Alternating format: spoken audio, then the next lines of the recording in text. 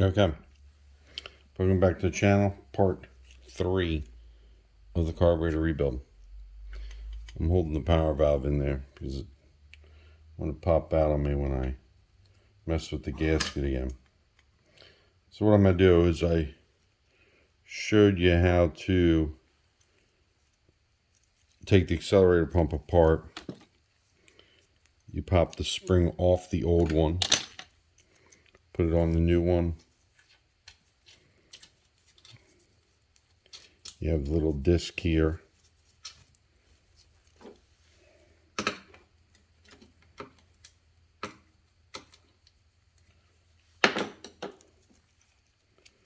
Push down on the disc, get it locked in the spring, ready to slip it over, and have this out the whole way.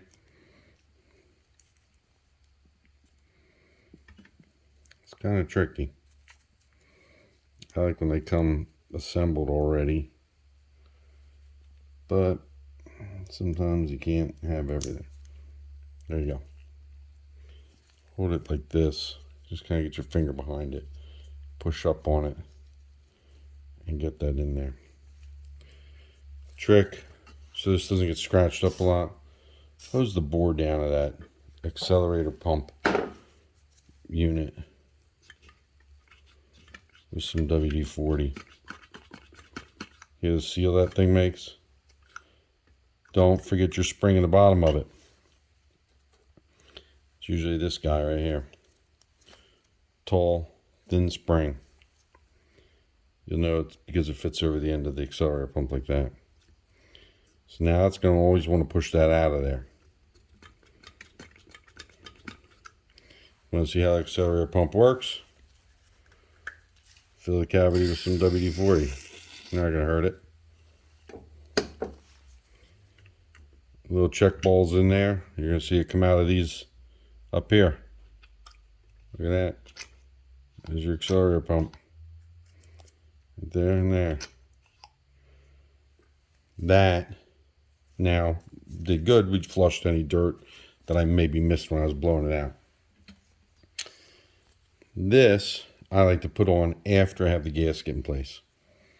So if I push this off to the side, I get this around my power valve.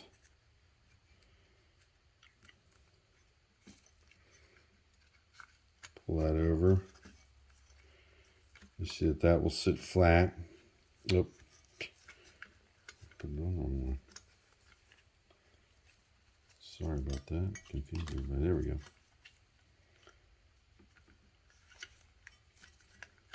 There we go. Now it's on the right way. Push this down over these pins over here and here, back by the secondaries. Now if you're brave enough, drop this in here. Whole way. Squeeze your gasket around it. Power valve still in. Gasket's on. Holes are lined up. Accelerator pump keeps trying to push up on it. So if you can, just hold the gasket down around the accelerator pump. Still working good. Now is when you put your air horn on. If you want to tighten this up, the secondaries, like I said, before you put this together, you can. The little Allen and a little screwdriver, we talked about that in part 1. My fingers are full holding this thing together, so I'm going to drop this on right like that. I'll tighten that up. Now, let's bolt the rest of this together. We'll work on the accelerator pump in a second. We have that up. Works. Now you have all your medium length screws. You have these 2 long ones. These go in the back. Remember, everything's soaked down WD-40. You have this little air disturbance plate that can go there. 2 screws in the center. Make sure these screws have their lock washers on them. 2 screws on the outside. 1 screw in the front. Never forget these 2 guys with the tapered heads on them. Drop down in here next to the primaries. If you'd have to miss the hole and they fall down in there, just get a magnet, get them out. Or a needle nose, they don't go too far. I'm going to spin this one in tight a little bit. Drop this one down on top of this. Yep. And just drop that one.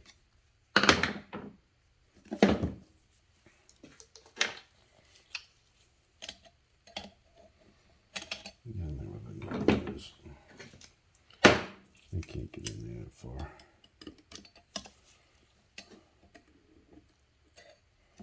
I'll use the needle nose to drop it in where it belongs. Here we go.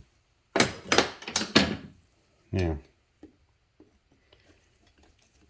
before you get too far on this, it's a matter of the choke rod.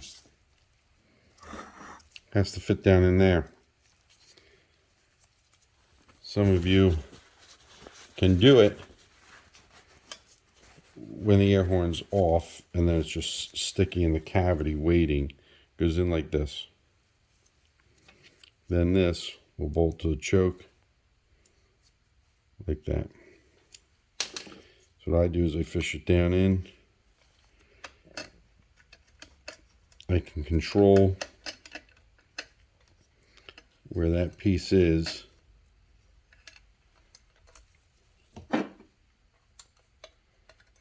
Rod.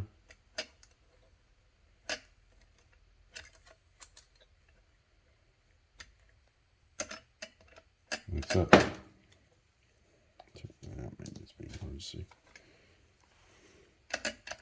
Got it. Now it will move because you haven't set throttle. As soon as you open the throttle, that slips down. But let's put that on before we get too deep. And this goes on with the short regular. I showed in the video how to take that out. And you want to hook up the choke in these. They work better. The choke works great on these actually.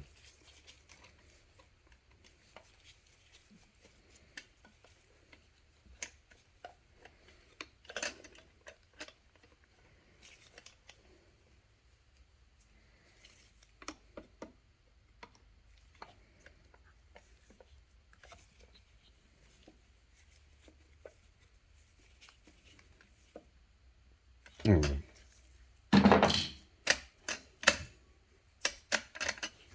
Throttle releases that. Boom. Okay.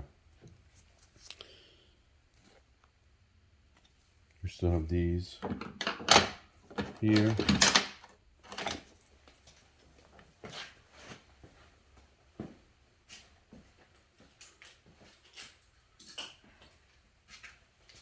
I'm guilty of running these in. Sometimes with an electric driver. If you're not experienced with it, I wouldn't. I put a lot together by hand before I got this.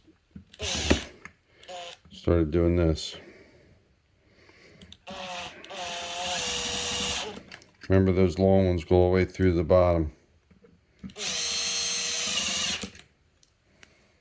All right. Put that away. Okay.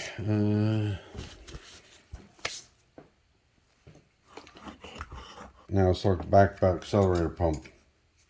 I was saying, those are the screws you have to deal with. Oh, I forgot these 2 center ones. You have to deal with all those screws to take the air horn off. But you don't have to deal with any gas coming out because it's all below the fuel level. Here's your accelerator pump. Here's your accelerator pump rod. People make a big deal out of this. It's not. Put it on. Drop it in here. Okay? There it is, going on top of your accelerator pump. If you're too real inexperienced, I suggest put the punch in and get the hole lined up in the there you go. See how my punch is holding this in. Hit the throttle, go up and down. But now you gotta push that roll pin over. I said when you beat that through this way, just leave an air gap between it and this choke horn. You'll drop your regular screwdriver in, and you will pry this back this way.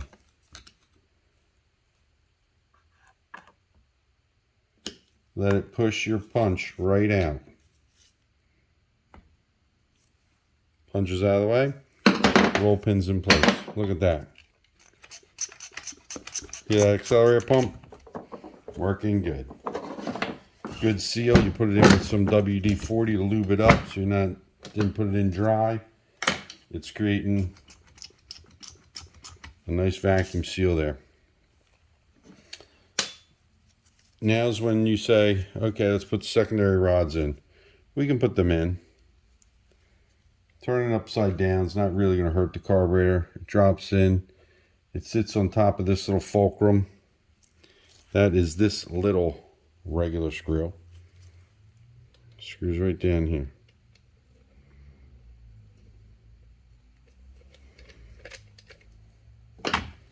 Take your screwdriver, tighten that down. Now they have dropped straight down into that stainless orifice kind of that I showed you at the bottom of the fuel bowl. It acts like a toilet. When this opens up, those rods come up. See them come up there? See that fulcrum open them up? And I always spray a little grease in there, or WD-40. When that springs open, acts like a little toilet.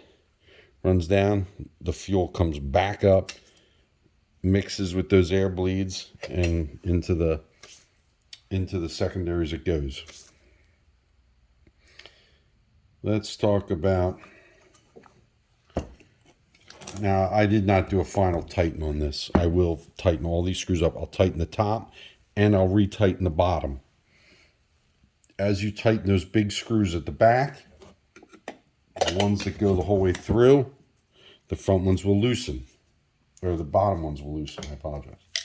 So I will go back and I will tighten all these again. And then what happens is you want them tight because when you bolt this carburetor down to the intake manifold, you're taking 1/2 inch, 5/16 bolts, and you're running them from here down. But we'll put little washers on them. And you're squashing all this together again. And in the back, you're only picking up the base plate here. But you have the big screws squash in the back, the big regulars. They hold this sandwich together. So you only use the 5/16 in the intake in the back. But the front, there's nothing that sandwiches everything together. So they use the 5/16 long screws. They go from the top all the way through to the intake manifold. So that's why when I go through, I will tighten this up several times. Flip it up, retighten these a couple times, retighten the tops a couple times, and I'll make sure it's tight together before I go cranking these bolts down and the bolts in the back. When I say crank them down, you want them snug. You're putting this gasket on. This is your gasket against your intake manifolds, acts as like a heat insulator. And then this is your air cleaner gasket. Goes there, all right? Let's talk about the mixture screws real quick for the idle though. Here's what I pulled out. I said you have caps in these. This is what that looks like. It's like a steel plug. It's beat in there from factory to stop you from turning the idle mixtures. Some guys, different varying ways to get this out. I'll hit it with a cutoff wheel, then I'll catch it under this lip and push it out with a punch. Don't be afraid to put a little pressure into it. Then you have these mixture screws. You clean these up, blow out the passages, drop these back down in here. Here's my other one. Let me get my block out of the way here. Okay, I drop this one in here. Pretty clean. Discolored a little bit, but clean. Then you want to get yourself one of these. This is a carb adjustment tool.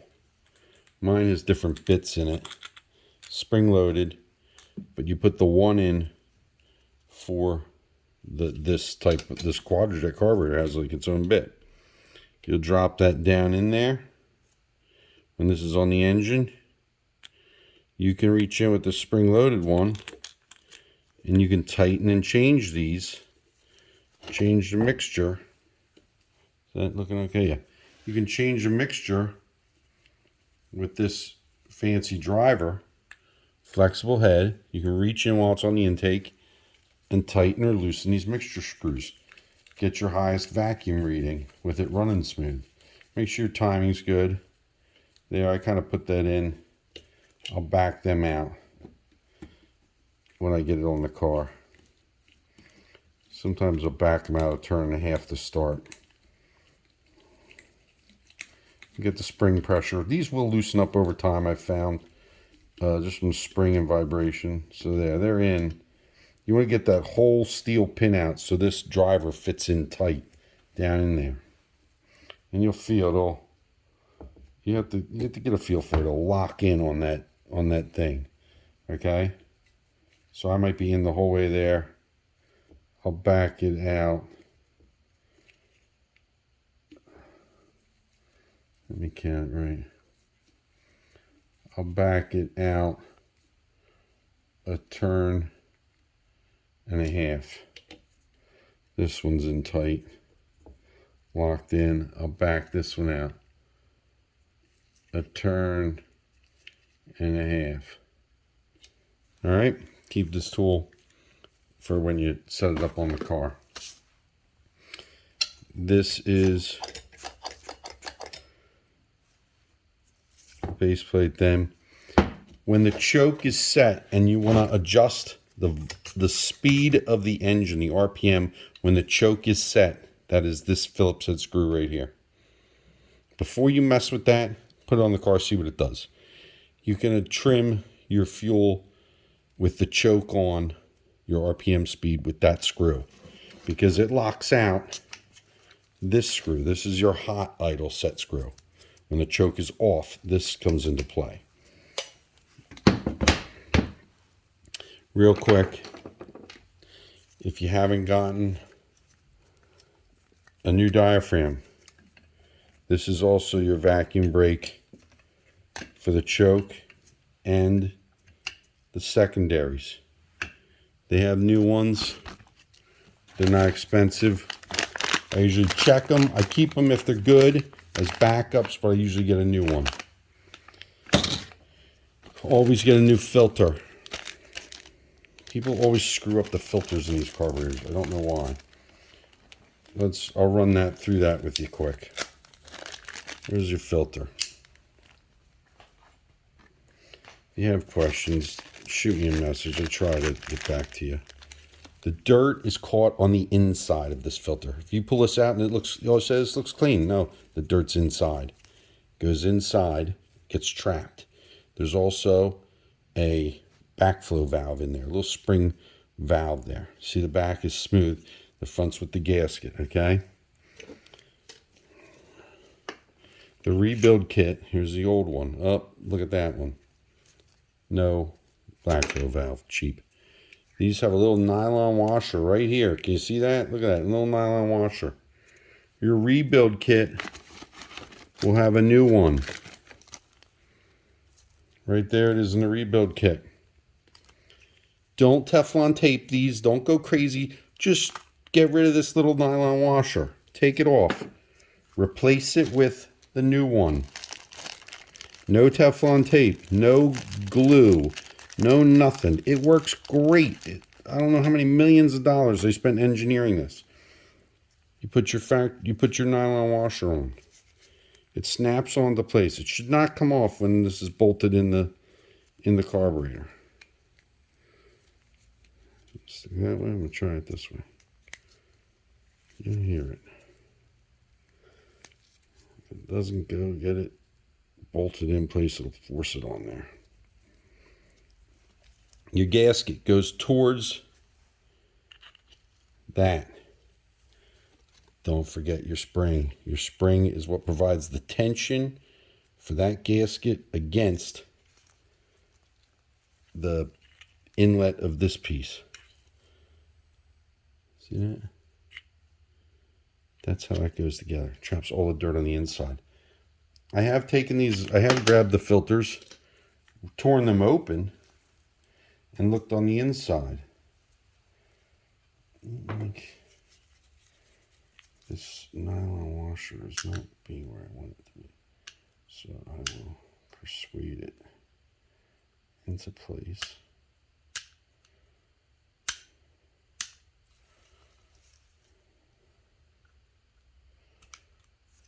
What is it doing here? I'm going to grab another one. Let's see what that does. I'm going to put that in there. I'm going to take my big carburetor spring. I'm putting that in here. I'll have to turn this up so you can see. Front of the carb. It even says filter on the front of these things. Put that in there. Put that in here. You'll feel the spring tension now. This is a 1-inch. Spin that in. You see what I'm doing here? You can't. And you will take your 1-inch wrench and you will tighten that down. People make the mistake of cutting these things apart and doing all kinds of stuff to them. There we go. Your 5/8 brake line wrench to break this off. Leave the steel line all the way down to the fuel pump. It does a great job. It doesn't leak. Literally, with a 5/8 wrench and this 1-inch wrench on here, that's all you need to pop that free, spin this out, change your fuel filter, put a new fuel filter in. See the strong spring leaves the imprint on the gasket. So fuel's going in, dirt's getting trapped, then it goes into the carburetor. That's a quality filter right there. And this one, you want to see them. Literally, I've taken these already.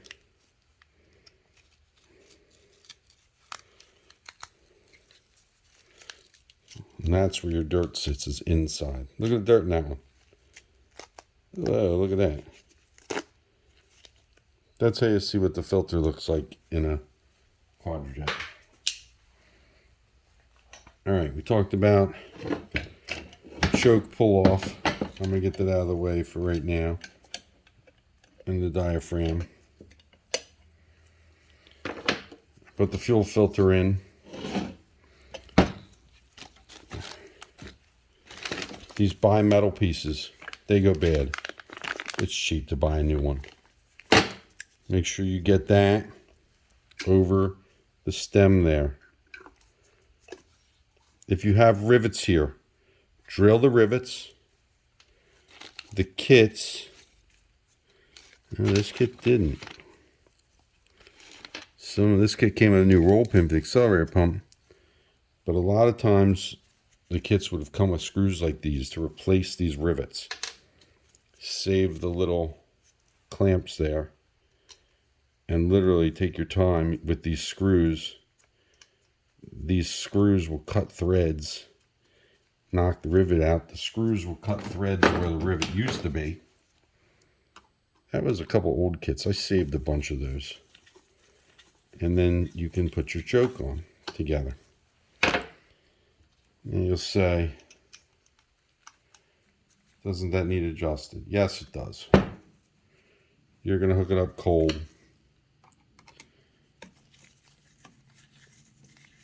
Let me see if I can show you this operation quick. I already cut the threads with these screws. I'm just pulling that in loose. But to spin this now, You want these loosened, okay? You should be able to rotate this. And you get it there. When you touch the gas and it's cold, the choke should flip shut. Okay? And you can rotate this, which changes how long the choke is on when it's cold. Okay? And what happens is these weights and that vacuum thing, as it starts to get warm, the pressure will be released from this. This will open down your choke. Okay? When you jump in it cold, there you go. All you do is flick the throttle, choke snaps shut because the bimetallic element is telling it to. So that's that. Idle mixtures. Get yourself a new one of these. It's cheap. Idle speed on the choke. Idle speed when it's hot. Accelerator pump should do that. Should do secondaries. Make sure all your vacuum ports are sealed off, please. Don't forget your big gasket here. Air cleaner gasket. That's your new heating element. Let's see my piece of wood. Oh, last thing. I wrote down what we put in this thing. As long as somebody's not crazy with carb cleaner, I usually take a marker. I write right on the air valve. 71 jet. 42P. And CH. Sometimes as a precaution, I'll take a tag. I will make a tag, and I'll tag the carburetor also towards the back. Because if somebody opens the air cleaner and decides to hit this with starting fluid or brake clean, they'll take the marker off, so you won't have them written down. So I will also put a paper tag usually. I will tag it back here and let the tag hang off of it with those specs, so you're not guessing what you put into the carburetor. Write it down, keep it in the glove box if you want. 12 volts there, activates a choke. The carburetor is grounded. These are great because of the linkages. Kick down for your Turbo 350 here. This is your return spring. A couple different throttle options depending on what carb you yank this off of. That is pretty much it for assembling the carburetor. I don't think I missed anything. Your bolts, like I said, I'll right now, I'll even double and triple check these, retighten these and retighten the ones down here. Just make the whole thing tight and snug.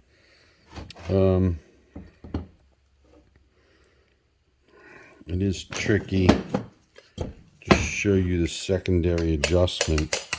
I like to do it with I take the vacuum module there off.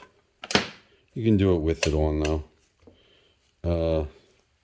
The Allen underneath. Spin that tighter. Maybe I have a chance to demonstrate that real quick before I run out of time.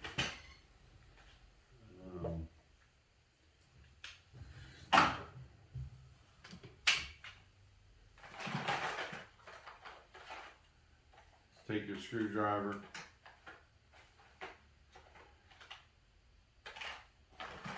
Small regular.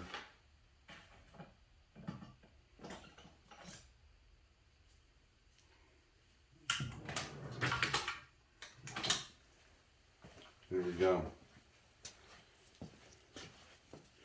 I didn't lose you yet. I believe it's this one.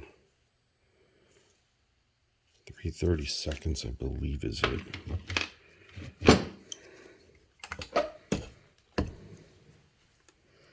Find your little Allen underneath there. That's it, 330 seconds. Keep in mind, it's already even loose. Keep in mind, it's holding the screw head right here. You're going to loosen that, and you'll feel there's spring. It'll want to spin it counterclockwise on you, okay? So you're going to tighten this, and it's going to get tight. I mean, I'm feeling good spring resistance on it right there. But I went a half a turn. Now I'm going to spin the Allen tight on it again. Release my screwdriver. It did not unwind. So I'll make sure it's tight. Reach down here.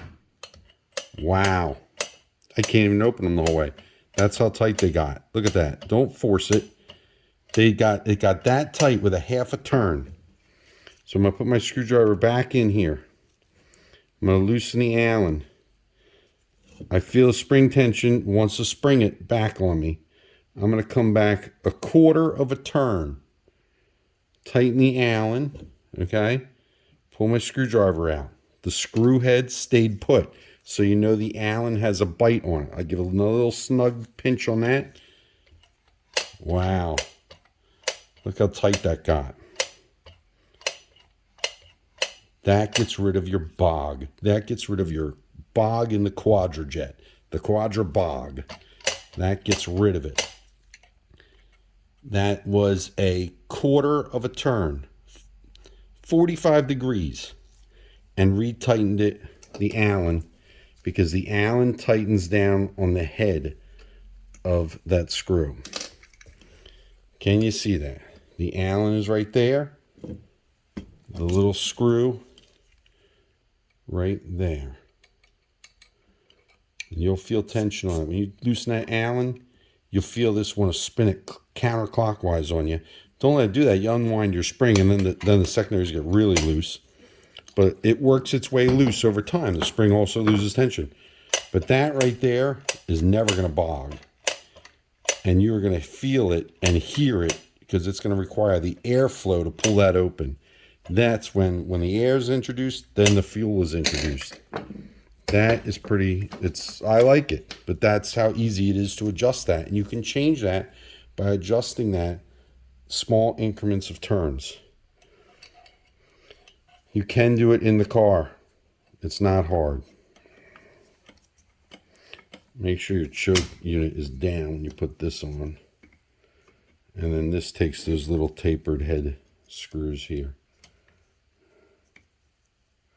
Alright, I hope this video was helpful. Did try to cover a lot there. But now I was running a 30-minute video. That's it. Like and subscribe if you can. If you have questions, shoot them to me in the comments. I'd be more than happy to help you. This is a great carburetor. I've raced with these carburetors. I've used them on the street. That's what this one's going to get used for, is the street. They're great carburetors. Really trouble-free. They look a little complicated, but they are simple and well-designed. So if you have any questions, shoot me a message. I'm going to tag this one before I lose my numbers with all my handling of it. All right, guys. Have a great day. Thanks for watching. I'll see you in the future.